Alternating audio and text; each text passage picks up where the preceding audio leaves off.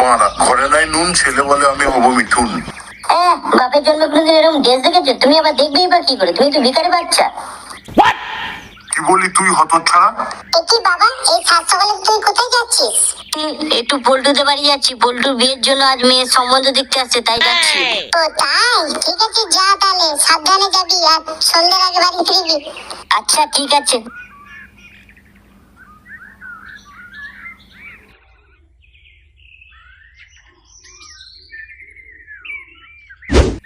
তা আপনার ছেলে মনে হচ্ছে খুবই চুপচাপ।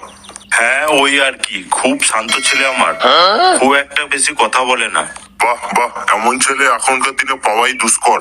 হ্যাঁ বাড়া, আমাদের পল্টু এরকমই, কথা কম বলে কাজ বেশি করে। বাহ বাহ, ভালো ভালো। তাহলে মা, তোর এই ছেলেকে পছন্দ হয়েছে তো? আরে এতে আবার পছন্দ হওয়ার না কি আছে, আমাদের পল্টুতে লাখে একটা। হ্যাঁ বাড়া, পল্টু মতো আবার কোনো ছেলেও হয় না, পল্টু আবার কোনো নেতাও করে না। আরে আরে, শুধু ভালো হলেই হবে, দেখতে তো হবে ছেলে আছে কিনা। হ্যাঁ হ্যাঁ, তা তো দেখতে হবেই। এ কি এসব কি বলছে বাবা? আরে টাকা টাকা। ও বাড়া, টাকা? আমি ভাবলাম কি না কি। আর দেখুন, আমার এই একটাই ছেলে, তার উপরে বেচারা আমার ছেলেটা ছোটবেলায় ওর মাটাকেও হারাইছে, তাই আমার যা কিছু আছে সব ওরই। খুব খারাপ লাগলো শুনে। তাহলে আপনার বউটা কিভাবে মারা গিয়েছিল? না না, মাগিটা মরেনি, মাগিটা বেঁচে আছে।